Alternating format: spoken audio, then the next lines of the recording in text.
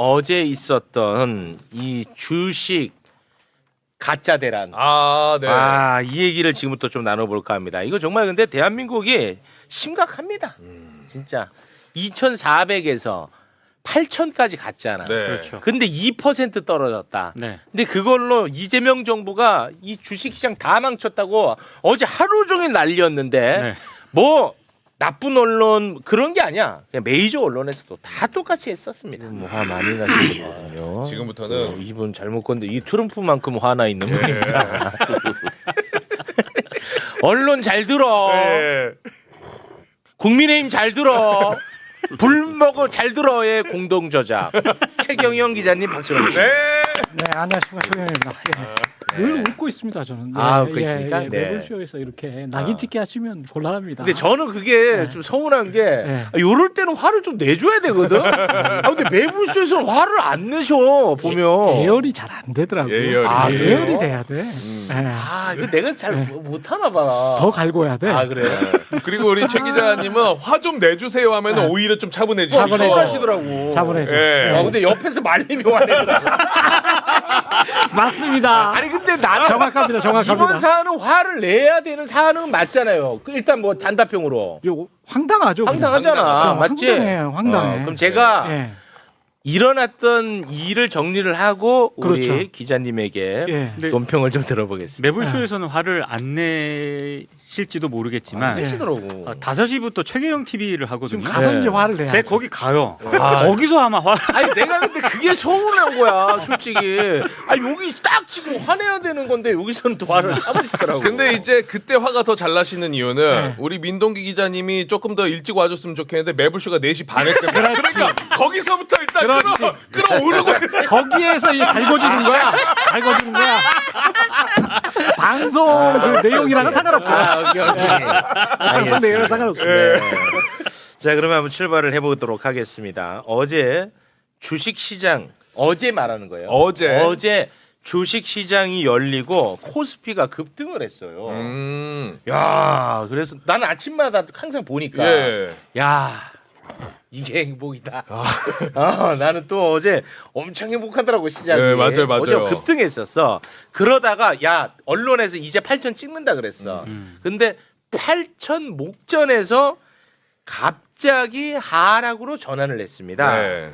그래서 이제 결국은 2.29% 하락한 7,643으로 어제 장이 마감이 됐어요. 네. 그런데 대부분의 언론은 김용범 정책실장의 발언을 하락의 원인으로 삼았고요. 국민의힘은 신났습니다. 국민의힘은 어찌됐든 주가 떨어지면 왜 이렇게 좋아하는지 모르겠어. 신이 났어요. 자 그러면 이 현상이 과연 맞는 것인지 이거를 우리가 들여다보자는 거예요. 자 먼저 블룸버그가 등장을 합니다. 블룸버그가 김용범 실장의 발언으로 주가가 급락했다고 대한민국 언론들이 난리가 났어요. 맞아요. 봐봐. 와 난리 났어. 블룸버그가 무슨 뭐 하늘이 내려준 신이야? 급락 원인 해가지고. 그럼 이게 정답이 되는 거야. 그래서 다 이렇게 따옴표로 인용 보도를 한 겁니다. 솔직히 저도 어제 그냥 내용을 파악하지 못하고 그렇지. 헤드라인들 엄청만 나오는 거예요. 너도 김용범 욕했지. 그래서 도대체 뭘 했길래 이렇게 되는 거야? 나도 나는- 솔직히 네. 나도 이제 급하게 본 거예요 헤드라인만. 네. 나도 이제 순간적으로 김용범 뭔데 또 이렇게 됐어. 왜 주가가 빠지긴 또 빠졌으니까. 조금, 빠졌는데 김용범 때문이라고 하니까 그것도 심지어 조선일보가 그랬다는 게 아니고 블룸버그가 그랬다고 하니까 나도 김용범 또 뭔데 이렇게 된 거야. 네. 그러자 국민의힘이 또 신났어요. 몇 개만 소개를 해주시죠. 장동혁 대표 드디어 공산당 본색이 드러났다. 최경호 웃으면 안 되지. 왜 웃는데? 나는 웃겨서 웃는데. 어처구니가 없잖아. 어처구니가 없잖아. 이렇게 수준 낮은 거예요. 화내면 자꾸 좀 그러지. 자 그리고 나경원 의원 김용범 실장의 AI 국민 배당금 포퓰리즘 선언 한마디에 코스피가 증발하고 개미 투자자들의 계좌가 큰 타격을 입었다 이렇게 주장을 했고요. 박민영 국민의힘 미디어 대변인 이재명 대통령은 공산주의 준동으로 시장을 교란하고 민도를 어지럽힌 김용범 실장을 즉각 경질하십시오. 네, 자, 난리입니다, 이렇게 난리. 난리가 진짜 추려 온 겁니다. 난리가 네. 났었습니다. 자, 이 사람들의 주장은 뭐야? 김용범은 반도체로 돈 번 기업한테 돈을 강탈해가지고 그 돈을 국민한테 좀 나눠주자라고 얘기했다는 거야. 기업 돈을 국민한테 주자. 그러니까 뭐 공산주의까지 나오는 거야. 자, 김용범 실장이 정말 반도체 회사가 돈을 많이 벌면 그 수익금을 국가가 다 걷어가지고 국민에게 나눠주자고 글을 썼는지 한번 살펴보겠습니다. 네. 김용범 실장의 글이 꽤 길어. 길어요? 너무 길어. 그래서 네. 아마 다들 안 봤을 거야. 근데 그 일부분만 소개를 해주세요. 일부 너무 기니까. 네, 이런 글입니다. 갇힌 국민 배당금, 새로운 사회 계약, 그리고 AI 인프라 공급망에서의 전략적 위치가 구조적 호황을 만들고 그것이 역대급 초과 세수로 이어진다면 그 돈을 어떻게 쓸 것인가는 선택의 문제가 아니라 의당 고민해야 할 설계의 문제다. AI 인프라 시대의 과실은 특정 기업만의 결과가 아니다. 반세기에 걸쳐 전 국민이 함께 쌓아온 산업 기반 위에서 나온다. 그렇다면 그 과실의 일부는 전 국민에게 구조적으로 환원되어야 한다. 네, 이렇게 이제 쓴 겁니다. 제가 수준 낮은 차원에서 팩트 체크를 하고 우리 기자님한테 마이크를 넘기겠습니다. 자, 봐봐. 영업이익이 발생해. 네. 그럼 법인세 많이 거칠 거 아니야. 진짜 지금 이 시스템 안에서 그렇죠. 그 많이 거친 그 법인세를 그렇죠. 이걸 어떻게 할 거냐에 대한 이야기야. 세금. 더 새로운 세금을 만들자는 게 아니야. 네. 영업이익 지금 난리 났잖아. 네. 그럼 세금 많이 거칠 거 아니야. 그렇죠. 초과 세수를 이거를 어떻게 할 거냐. 요거를 그래도 국가적인 인프라를 통해서 이걸 많이 걷어들인 거니까 이거 국민들한테 나눠줄까? 이런 고민을 하자는 거야. 그거구나. 그 얘기야. 그러니까 다 틀렸지. 첫째. 예. 둘째. 김용범 실장의 글을 쓴 시간이 언제인지 한번 봐봐요. 다시 띄워주시겠습니까? 보면은 월요일 전날 밤 10시 8분이야. 그런데 화요일 오전에 아까 내가 주가 폭등했다고 그랬지. 맞지? 예. 오전에 주가 폭등했어. 그렇죠. 그리고 나서 주가가 빠졌어요. 어제 올린 게 아니라 어제 올린 게 아니야. 그저께 밤에 올렸어요. 월요일 밤에. 그것도 아니지 또. 자, 그리고 내 경험. 나는 김용범 실장 글을 너 아직 봤어 안 봤어? 아직 못 봤어. 한번 봐봐. 예. 그거를 보면 뭐냐면은 제 경험을 얘기하는 겁니다. 월요일 밤에 반도체는 계속 팔린다는 거야. 수요가. 이게 일시적인 현상이 아니라는 거야. 그래서 우리가 고민해야 된다는 거야. 그래서 반도체 계속 가는 거야? 나 그래 더 샀어. 다음 날. 오케이. 그건 뭐 개인 판단이니까. 예. 더 샀어 나는. 아무튼 개인 판단은 그렇다는 네. 거야. 근데 이걸 갖고 이렇게 난리를 친 거야. 그럼 블룸버그가 무슨 세상에 이정표가 되고 세상의 기준이 되냐? 아니죠. 그것도 아니지. 예. 이번 이 기사를 쓴 사람들은 한국 사람이야. 한국 사람. 네. 그래요? 당신의 이웃님 이윤경 이렇게 되어 있습니다.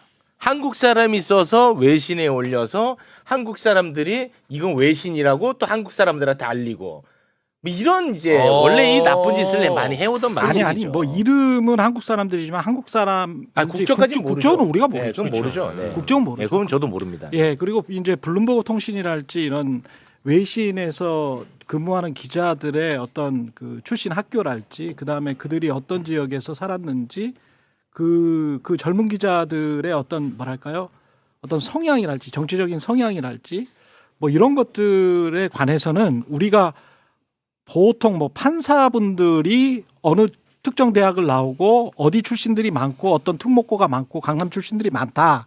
그래서 어떤 편향적인 의견을 갖고 판단을 하고 있는 것 아닌가라고 생각하는 것과 비슷한 어떤 사회 현상이 사회 곳곳에서 일어나고 있는데 블룸버그 통신 같은 경우도 예외가 아닐 것이다. 일반론적으로 제가 본 어떤 젊은 외신 기자들의 특히 이제 한국계 또는 한국인 외신 기자들의 경우는 대부분 그 정도의 영어 실력을 가지고 있는 사람들은 어떤 백그라운드는 상당히 좀 다르다.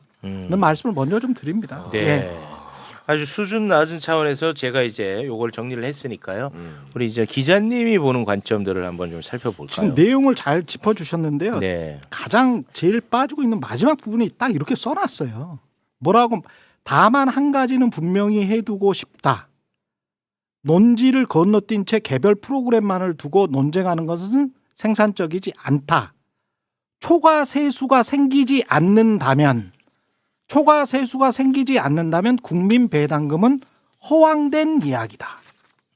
김용범 실장 거의 글. 마지막 문장이 그렇게 이야기해요. 네. 김용범 실장의 글 맞죠? 네. 김용범 실장의 그러니까 글. 초과 세수가 생기지 않는다면 국민 배당금은 허황된 이야기다. 당연하죠. 근데 본인은 이게 시크리컬 종목 그러니까 사이클 업종에서 구조적으로 국가의 구조와 산업의 구조를 이야기를 했는데 이게 AI가 소프트웨어 산업이 아니고 그냥 AI 인프라 산업인데 공급망 구조상 그리고 미중 갈등상 우리가 이쪽에서 서방구에서 서방의 진영에서 거의 완전히 다 먹을 수 있는 풀 스택 거의 모든 것을 다 생산할 수 있는 그런 나라구나. 만약에 이런 게 계속 된다면 마치 노르웨이가 유전을 발견한 거하고 똑같은 상황이 되네. 그러면 계속 이렇게 세금이 들어올 거 아니야.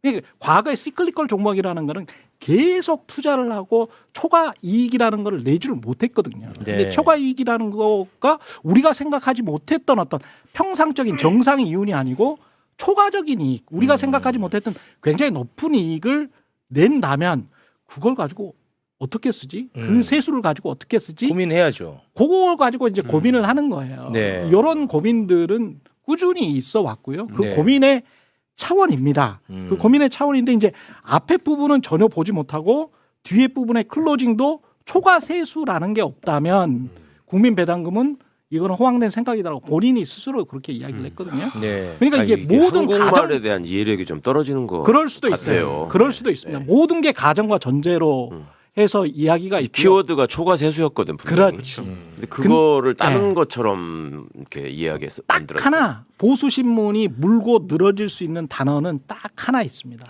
초과 이윤입니다. 아, 초과 이윤. 예, 초과 이윤이라는 단어는 오해 살만한 부분은 네. 딱 한 단어. 그렇죠. 그러니까 이게 뭐 과거에 이제 서울대 총장이었던 그 정운창 교수가 그 이익을 공유해 보자. 동반성장위원회 그때 이명박 정부였어요.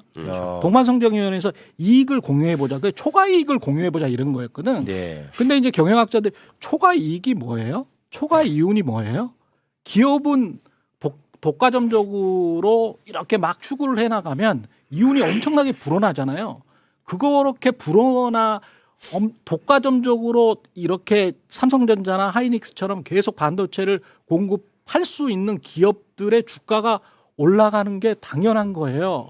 그 기업들이 계속 이익을 많이 창출하면 법인세만 많이 내면 되죠. 그렇습니다. 좋죠. 그런데 그거 자체를 그렇게 팍 불어난 이익을 초과 이윤이라고 규정을 해버리면 정상 이윤이 있고 초과 이윤이 있는데 그러면 초과 이윤은 누가 정합니까? 정부가 정합니까? 그 애매하지. 누가 그 기준을 정합니까? 그렇지. 여론은 이제 되치기나 반격을 당할 수 있는 게 초과 이윤이라는 단어란 말이죠. 자, 그 MB 정부 때. 그렇죠. 근데 이제 김용범 실장도 초과 이윤이라는 단어를 여러 번 썼고 초과 세수라는 단어도 여러 번 썼어요. 그렇기 때문에 뒤에 끝 문장을 보면 초과 세수구나라고 파악을 할 수 있는데 네. 앞에 초과 이윤이라는 단어를 많이 썼기 때문에 보수 신문들이나 블룸버그에 있는 기자들은 뭐 원래 그런 생각을 이 정권 자체가 약간 좀 빨강스러워라고 하는 편견을 가지고 있었다면 그걸 더 크게 봤을 수가 있죠. 네. 예, 근데 근데 블룸버그는요 이윤을 세수로 바꿨어요. 그렇죠. 근데 예, 그게 바꿨어요. 이제 문장 자체에는 그것도 저는 이상한 게 헤드라인은 그 AI로 얻은 초과 이윤처럼 이렇게 써놨는데 밑에 본문장을 보니까 using taxes라고 써놨거든요. 바꿨어 헤드라인을. 세금을 활용해서 국민 분배금을 어떻게 해볼까라는 의견을 제시했다라는 거예요. 그러니까 네. 뒤에 문장에서는 분명히 using taxes라고 썼어요. 네. 그러면 그게 이제 세금을 이용하는 거구나. 그러면 그건 아무 문제가 없죠. 왜냐하면 이유는 여하튼 기업의 것입니다. 주체가. 그렇습니다. 세금은 누구 겁니까? 정부 거예요. 정부 거죠. 걷어 국민 거. 쓰잖아. 법인세 걷었잖아. 합당하게 세율로. 네. 그러니까 정부가 그것 가지고 야 우리 이걸 어떻게 해볼까요? 그거는 진보 정부건 보수 정부건 다 같이 고민해 봐야 되는 거예요. 그렇습니다. 그럼 거기에서 그냥 끝나야 되는 거죠. 그렇지. 그리고 이제 이 두 가지 문제가 있는데 이 내용만 말고 첫 번째는 제가 2달 전인가 지적한 적이 있는데 어떤 방송에서 이제 대통령 때문에 주가가 자꾸 올랐다는 식으로 이제 펌프질을 하더라고요. 그럼 대통령 때문에 나중에 주가가 떨어졌다라고 보수 신문에서 공격하면 어떡할래? 주가라는 거는 그냥 저는 그거를 오마이뉴스에 기고를 했기 때문에 그냥 보시면 됩니다. 제가 네. 이걸 단지 정부를 실드 치기 위해서 나왔다는 게 아니라는 말씀을 드리기 위해서 네. 말씀드리는 거예요. 그런 분이 아니에요. 성격이 있어요. 대통령 이분은. 때문에 주가가 오른 것도 아니고 대통령 때문에 주가가 내리는 것도 아니에요. 어제 같은 상황 그걸 보면 어제 같은 상황에 일본은 그럼 주가 안 내렸어요? 대만은 주가 안 내렸어요? 아니 2% 빠진 게 무슨 그렇게 큰 뭐 아니 그 정도 다 사고야? 빠졌어요. 그 정도 시간에. 맞아. 아시아 왜 증권 그랬죠? 다 빠졌어요. 네. 일단 저 트럼프 대통령이 야, 다시 전면전 한다. 네. 이런 이야기도 있어요. 맞아요. 오늘 CPI 나왔지만 미국의 소비자 물가 지수가 좀 안 좋을 것 같아. 이런 아무런 어떤 전망들이 있었죠. 너무 가격이 많이 오른 거 아닌가에 관한 어떤 경계심은 계속 있었죠. 네. 그거를 확인해 볼 수 있는 게 최근에 삼성전자 주가 같은 경우도 마찬가지고 그 하이닉스도 그런데 특히 삼성전자 같은 경우는 저가와 고가 사이가 어제뿐만이 아니고요. 5월 7일, 5월 8일도 저가가 26만 원이고 고가가 28만 9천 원 막이래요. 변동폭이 왔다 크다는 갔다 거죠. 플러스 마이너스 5% 거의 7, 8%가 왔다 갔다 해요. 그거는 네. 어떤 생각이냐면 사람들이 이 정도 이익 봤으면 팔아야 돼? 이 세력과 네. 그다음에 26만 원 다시 떨어졌어? 더 오를 것 같은데. 담을까? 라는 이 세력이 계속 치열하게 그런 것 공방을 같아요. 하면서 네. 이렇게 큰 주식이 이게 변동폭이 막 7, 8%가 된다는 거야. 네. 그러니까 굉장히 좀 이게 변동성이 큰 종목이 돼버렸고 변동성이 큰 장세가 됐죠. 거기에서 그날도 그렇게 왔다 갔다 했던 거고 오늘도 그렇게 왔다 갔다 하고 있잖아요. 네. 그러니까 이게 주가가 상당히 그 고점이 아닌가라는 반대 의견도 팽팽한 상황에서 이게 서로 부딪히는 그런 상황이었다. 그 정도로밖에 설명을 못하지. 주가가 어떤 것 때문에 무조건 내렸다. 어떤 사람의 어떤 발언 때문에 무조건 내렸다 올랐다라고 이야기하는 거는 정말 오불성설이고요. 네. 그 다음에 가장 중요한 건 이겁니다.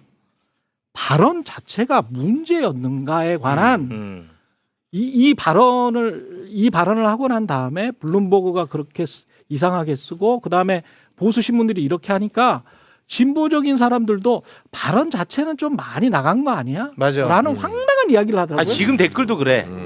지금도. 네, 아유 눈물의 실드다 이놈들아. 발언 적당해라 자체는 이러고 있어. 너 안 봤잖아. 너 그 페북 안 봤잖아. 빨리 보고 와. 보고 와. 보면은 아마 추격 매수 들어갈 거야. 보고 와. 아니 진짜 화내지 마시고 한번 보고 와봐. 너도 이따가 봐. 알았지? 보면은 풀로 한번 볼게요. 보면은 물론 뭐 김용범 실장이 다 정답이라는 건 아닙니다. 그렇죠. 그러니까 김용범 실장의 영향을 받았다면 아마 더 사게 되는 영향을 받을 거야. 한번 봐봐 너가. 그러면 약간 그런 생각이 들 겁니다. 네. 저한테는 굉장히 좋은 글이었습니다. 그러니까 저한테는. 어떤 정책에 관해서 발언을 하면 그것 자체를 색깔부터 채워버리는 그런 언론과 그리고 그거를 그대로 그냥 곧 있으면 받아들일 준비가 돼 있는 대중들의 합작품이 또 한 번 나온 거예요. 이번에 나왔죠. 예. 네. 해외 사례들을 제가 말씀을 드릴게요. 너무 안타까운데요. 블랙록의 레리 핑크 회장 같은 경우는 2010년대부터 계속 이런 말을 합니다. 스테이크홀더 캐피탈리즘이라는 이야기를 해요. 이해관계자 자본주의라고 이야기를 하면 어떤 사람은 사회주의나 공산주의 이야기를 합니다. 아직도 국민의힘 쪽에서는. 근데 주주자본주의와 스테이크홀더 자본주의는 이해관계자 자본주의는 이렇게 같이 가는 거거든요. 근데 블랙록 세계 최대 자산운용사 대표예요. 네. 레리 핑크 회장이 네. 계속 주장을 하는 거예요. 야, 이거는 스테이크홀더 이해관계자 자본주의는 사회주의도 아니고 PC 미국에서 유행했던 무슨 뭐 폴리티컬 커렉트니스 뭐 이런 것도 아니고 민주당 바도 아니고 아무것도 아니야. 우리가 지속 가능하게 성장하기 위해서는 어쩔 수 없이 해야 되는 걸지도 몰라. 세계에서 제일 많이 돈을 굴리는 자산운용사 회장이 지난 10여 년 동안 한 말이에요. 일론 머스크 뭐라고 했냐면요. 지난달에 유니버설 하이 인컴이 뭐냐면 우리로 이야기하면 기본 소득을 주는데 좀 높게 주자야. 예? 고소득 기본 소득. 그거를 연방 정부가 좀 해야 될 것 같아. 라고 일론 머스크가 지난달에 주장. 일론 머스크 완전 빨갱이네 그러면. 아니, 우리나라 같으면 바로 그냥 북한 보내야 됩니다. 예. 네. 근데 이런 주장에 관해서 왜 이렇게까지 이야기를 하는지 AI가 이 발전 속도가 얼마나 그렇습니다. 강하길래 그러는지에 관해서 샘 올트만은 지금 뭐 800억인가 들어가지고 지금 실험하고 있잖아요. 맞죠? 이유가 뭐냐면 샘 올트만은 북한 보내. 미국도 그렇고 한국도 그렇고 특히 이제 미국 같은 경우는 너무 심한데 K자 자본주의가 너무 극명하게 나타나잖아요. 근데 이 K자 자본주의라는 게 우리가 K 문화, K 컬처 이래 가지고 K 좀 친근하잖아요. 네. K자를 가만히 보세요. 이렇게 위로만 올라가죠. 한쪽은. 네. 이렇게 밑으로만 내려가요. 밑으로 내려가죠. 이렇게 밑으로만 내려가는 미끄럼틀을 타는 사람은 여기에서 대롱대롱 매달려가지고 올라갈 수 있습니까? 못해요. K자라는 것 자체가 올라갈 수가 없는 거예요. 양극화죠. 지금 어느 정도의 양극화가 심화됐냐면 미국 같은 경우에 상위 20%가 자산을 말하는 게 아닙니다. 소비의 60%를 차지하고 있습니다. 상위 20%가 소비의 60을 차지한다고? 우리 같은 경우는 상위 20%가 소비의 35%를 차지해요. 그것도 난리 났다고 양극화가 난리 났다 그러는데 그래요? 상위 20%가 소비의 60%를 차지해요. 그러니까 트럼프 같은 사람이 상위 20%만 보고 가도 소비가 괜찮아. 엄청난 자본주의가 지금 도래한 거예요. 아유, 무섭다. 정말 무시무시한 거예요. 무서워 이거는. 그러면서 계속 고용이 그래서 미국에서 지금 아유, 무섭네. MBC에서 폴을 했어요. 미국 MBC 지상파예요. 가장 시청률이 좋은 방송사 중에 하나인데 미국 MBC에서 폴을 했는데 여론조사를 했는데 어떤 결과가 나왔냐면 당신들은 AI에 관해서 어떻게 생각하십니까? 미국 유권자들한테 물어봤어요. 네네. AI보다 더 싫어하는 게 딱 두 개 있습니다. 이란, 아이스. AI보다 더 네거티브한 거는 이란하고 아이스밖에 없어요. 트럼프도 그 정도로 싫어하지는 않고요. 카멜라 해리슨도 그 정도로 싫어하지는 않아요. 진보건 보수건 아이스, 이란 그리고 AI를 가장 싫어합니다. 왜? 격차가 벌어진다고 생각해 벌써? 곧 있으면 일자리 다 주게 생겼다라고 생각을 하고 있습니다. 지금 당장의 위기로 받아들여요? 그럼 우리는 그 정도는 아니지 않나? 엊그저께 나온 폴이야. 와. 엊그저께 나온 폴이야. 그러니까 이게 이제 무섭네. 정책실장 같은 경우는 무서워. 제가 이제 그분이 어느 정도의 데이터를 보는지는 모르겠지만 그러니까 저런 것들을 좀 좁히자는 차원에서의 고민이야. 그렇지. 저보다 훨씬 더 많은 데이터를 볼 거 아니에요. 그렇겠죠. 엄청나게 많은 데이터를 볼 건데 이게 지금 속도가 너무 빨라요. 아유, 야, 무섭네. 너무 빠르니까 이거를 어떻게 하지? 국가적으로는 이게 고민을 할 수밖에 없는 할 거야. 수밖에 없어. 고민 안 하면 욕해야 돼. 그렇지. 근데 미국은 민간 기업들도 자산운용사의 대표도 일론 머스크 같은 그런 좀 이상하게 보이는 사람도 다 이렇게 고민을 하잖아. 근데 한국은 그거 고민하면 공산주의고 사회주의야. 이게 말이 됩니까? 그러니까 매우 잘못되고 악의적인 보도라고 보였는데 그렇죠.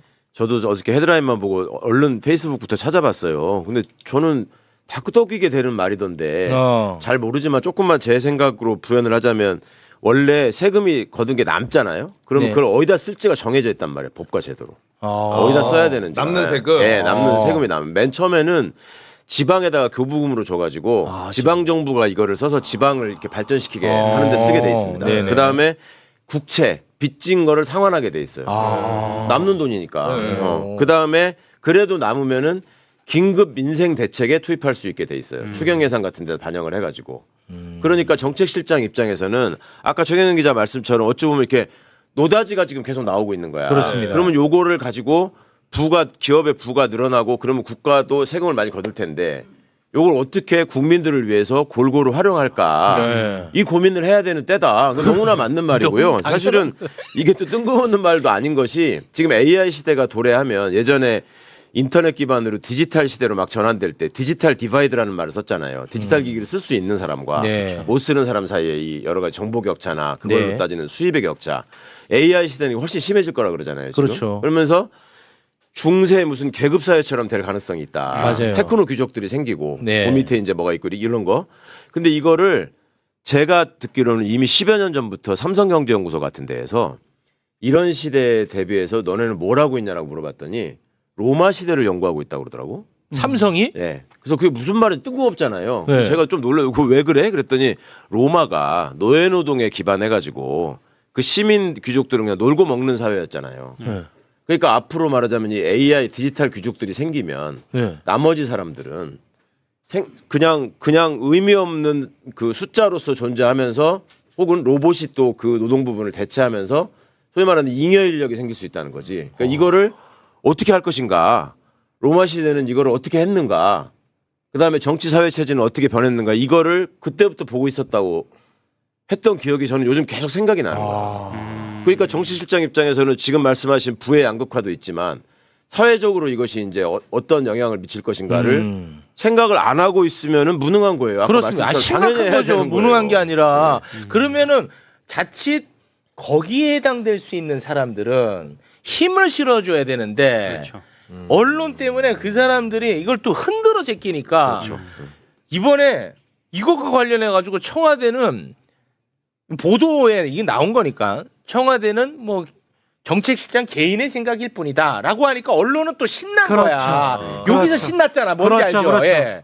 그러니까 이게 언론에서 그렇게 논의 구조 자체를 뒤틀어 버리면 네. 우리가 진짜 해야 될 논의를 못 하게 못해 돼. 놓쳐. 근데 언론이 진짜 해야 될 논의는 사실은 데일리 콜러라는 데 기고를 한 장동혁 대표의 글에 있습니다. 아, 그렇죠. 황당했어요. 아, 근데 정말 내국 기고문. 하호영 기자, 한겨레 하호영 기자가 저 단독으로 썼던데 그거를 왜 데일리 콜러의 기고문 누구나 가서 볼 수 있거든요. 지금 가서 누구나 가서 볼 수 있어요. 근데 거기에 뭐라고 써져 있는지 보세요. 황당합니다. 이런 논의는 진작에 시작됐어야 됐다라고 시작하면서 뭐라고 하냐면 우리나라의 발전이 이렇게 묘사를 하고 있어요. 뉴욕의 지하철이 얼마나 낡고 형편없냐. 맞아요. 서울의 지하철은 얼마나 깨끗하고 좋냐. 네. 이게 무슨 덕분이냐. 첫 번째 한국인들의 금연한 노력. 두 번째 미국이 우리의 안보 부담을 다 떠안아 줬기 때문에. 이렇게 이야기를 하고 있습니다. 메트로랑 어떻게 연결이? 안보 부담을 다 떠안아 줬기 때문에 그 말은 무슨 말이냐면 앞으로 우리가 당신들의 안보 부담을 다 떠안을게 라는 이야기잖아요. 네. 우리는 국방비에 엄청나게 증액할게 이런 이야기예요. 근데 그것보다 더 심각한 거는 하다가 한국은 아주 심각한 위기에 처했다라고 이야기를 하면서 갑자기 중국 공산당이 한국에서 활개를 친다라고 이야기를 해요. 네. 중국 공산당이 활개를 친다라고 이야기를 하면서 쭉 이렇게 논리를 전개하다가 지금 한국이 꼭 해야 될 거는 우리 국민의힘은 꼭 미국 편에 설 건데 한국이 해야 될 거는 이렇게 좌고우면하고 전략적 모호함을 보여주지 말고 제1열도를 지켜야 된다라고 하거든요. 제1열도가 뭐냐면 일본의 쿠릴 열도부터 해가지고 대만까지가 제1열도예요. 한번 길게 하면 필리핀까지 여기서부터 일본부터 해가지고 대만 열도까지 한번 길게 한번 줄을 그어보세요. 그게 무슨 말이냐. 대만이 위험에 빠졌을 때 우리가 가서 같이 전쟁해야 된다는 이야기예요. 그렇습니다. 우리가 같이 가서 전쟁해야 된다는 이야기를 제1야당 대표가 스스럼 없이 하고 있습니다. 그리고 마지막 문장에 뭐라고 했냐면 앞에 중국 공산당이라고 이야기했죠. 네. 집권 민주당을 뭐라고 이야기하죠 아십니까? 집권 사회주의 정당 민주당 이렇게 이야기하고 있습니다. 한국은 집권 사회주의 정당 민주당이 지금 집권을 하고 있어서 사법부가 엉망이 되고 있기 때문에 이런 것까지 이간질 시키면서 맞아요. 한국을 전쟁의 구렁텅이로 빠뜨려 버리는 그렇습니다. 황당하거든요. 근데 저는 근데 여기에 이제 또 색칠 공산주의 색칠을 하고 있잖아요. 장동혁이 개발한 논리일까? 나는 그게 아닌 것 같아서 걱정돼요. 뭔가 있는 것 같아. 공유 세력이. 있어. 그치요? 맞아요. 아니 이번에 주미대사 새로 임명되는 사람도 보십시오. 그렇지. 이상해. 그래 나는 그게 걱정이야. 아스팔트 네. 구구의 뿌리를 그게 받고 있는 걱정이야. 사람이 국제적인 지금 구구들한테 일종의 호소문을 보낸 거죠. 그렇죠. 내가 이러니 나를 도와줘라. 그렇죠. 이런 거밖에 안 되는 거예요. 저는 네. 뭔 짓이야 저게. 거기에 그 또 정말. 정용진이 그렇지. 락브릿지 그렇죠. 거기에 그 아시아 거기 총장이야. 아니 그뿐만이 아니고 그 세력들이 다 1789라고 해가지고 미국 독립해 그 1789에 그 투자했던 사람들이 다 누구냐면 트럼프 아들들이야. 아들들 그러니까 다 이익으로도 연결돼 있고 연결돼 있어요. 그 트럼프 아들들이 또 뭐에 투자를 해? 드론이랄지 방산 방산이랄지 그렇습니다. 광물이랄지 이런 거에 광산이랄지 이런 거에 투자를 하잖아요. 무서워요 지금 상황이. 그러니까 우익과 이익 집단과 그다음에 집권 엘리트 트럼프 집권 엘리트의 이해관계가 싹 맞아떨어지는데 이 사람은 장동혁 씨 이 사람은 이게 똥인지 된장인지 구분을 못하고 우리가 가서 우리가 함께 지켜줄게 대반이랑 뭐 하면은 중국이랑 뭐 하면 우리가 싸울게라고 지금 기고를 했단 말이지. 굉장히 무서운 이거는 얘기예요. 경제를 파탄내는 일이에요. 그렇습니다. 근데 거기에 관해서는 한국 언론이 조용해. 김용범에 대해서는 반드시 해야 되는 건 아무 난리야. 이야기도 안 해. 네. 그러니까 이게 문제죠. 이 문제라니까. 내가 그래서 아까 시작할 때 얘기한 거예요. 이 언론이 얼마나 심각한지 나는 진짜 막 분노하게 됩니다. 그리고 아까 이재명 대통령이 X에다가 아, 딱 콕 찍어서 그 보도를 찍으면서 이 가짜 뉴스다라고 얘기를 했잖아요. 네. 그 보도 내용이 뭐냐면 국민의힘 박수영 의원의 주장 베네수엘라를 떠올리게 한다. 그 보도 내용을 공유하면서 이런 식으로 김용범 정책실장 발언을 비틀어 가지고 이게 가짜 뉴스다라고 이제 그런 취지로 글을 올렸거든요. 네. 근데 그 보도 있지 않습니까? 네. 매불쇼 시작할 즈음에 삭제됐어요 또. 그러니까 박수영 의원의 주장만을 담은 기사를. 보도는 이제 삭제가 됐고. 그러니까 그 정도 무게인 거예요 한국의 언론이라고. 그러니까 그렇습니다. 베네수엘라라는 것도 한 우리가 30년 동안 그렇게 네. 외쳤으면 노무현 때부터 베네수엘라 된다고 하고 했잖아요. 그러면 제발 베네수엘라가 돼야지. 그렇죠. 제발 베네수엘라가 돼야 되는 거 아니야? 네. 김대중, 노무현, 문재인 때 계속 베네수엘라 된다고 했잖아. 맞습니다. 근데 왜 아직도 베네수엘라는 안 되고 시가총액은 7천조가 넘냐 이거야. 베네수엘라는 왜 우리나라 명예훼손으로 고소 안 해? 지금 몇 년째 지금 베네수엘라를 얘기하는데. 아니 근데 기본적으로 블룸버그에서 김용범 실장의 이 발언 때문에 한국 주가가 폭락을 했다라고 분석 기사를 썼을 때 이게 정확하게 팩트에 맞는지를 확인하는 그런 기자들이 없다는 게 일단 저는 어제 충격적이죠. 뭐 오늘은 제가 모르겠고 어제만 해도 뭐 없더라고. 네. 예, 근데 그렇죠. 오늘은 오마이가 약간 조금 좀 정리한 기사가 좀 있긴 아니 하고. 그러니까 이게 기본적으로 무슨 누군가의 뭐 어떤 발언 때문에 또는 뭐 어떤 사람의 어떤 언행 때문에 주가가 폭락했다 이런 거는 네. 그 회사의 CEO 정도 아니면 힘들어요. 네. 네. 아 근데 저는 좀 너무 반성하게- 정치적으로 자, 반성 들어갑니다. 말씀이 좀 해석하는 많으셨어요. 네, 죄송합니다. 중요한 얘기는 예, 하지만. 예. 반성하게 되는 게 이제 반성 주식이 지금 코스피가 좋다 보니까 이 빠졌을 때 네. 그러니까 저처럼 그냥 숨고르기인가 보다라고 생각하는 분들도 계시겠지만은 야 이거 왜 떨어졌어라고 했을 때 언론에서도 게으르게 왜 떨어졌을까? 아 그것 때문이래. 김용범이래. 게으르게 그냥 쫙 분석 없이 가니까 그렇습니다. 그거를 쉽게 믿게 되는 경우도 있는 것 네, 같아요. 아주 편하잖아. 네. 답을 알려주니까. 그러니까. 김용범이래 하면은 또 짧잖아. 오, 김용범 이거 경질해야지. 이렇게 되는 거야. 아니 근데 아까 최경영 기자님도 얘기했지만 그 한국 주가가 떨어졌을 때 조금 떨어지기 시작할 때 아시아 주가들도 같이 떨어졌단 그러니까. 말이에요. 그렇죠. 그런 예. 걸 다 같이 봐야 되는 그것만 건데. 확인하면 되는 거잖아요. 그렇습니다. 자, 저희가 또 갈 길이 가야죠. 멀기 때문에 예. 우리 최경영 기자와는 여기서 마무리 짓고요. 최경영 기자는 이따가 자기 유튜브에서 화낼 거예요. 아니 이 정도면 충분히 화낸 거 아니야? 아이 너무 점잖았지. 에이, 난 무슨 정관용 선생님인 줄 알았어. 왜 이렇게 점잖아. 아 근데 기자님 한 가지 좀 말씀드릴게 예, 예. 오늘 또 이 이야기를 좀 길게 해주셔서 예. 민동기 기자님은 아슬아슬하게 하면 도착하시죠. 본인 탓입니다. 빨리 와요. 본인 탓이야. 최경영 기자였어요. 대단한 고맙습니다.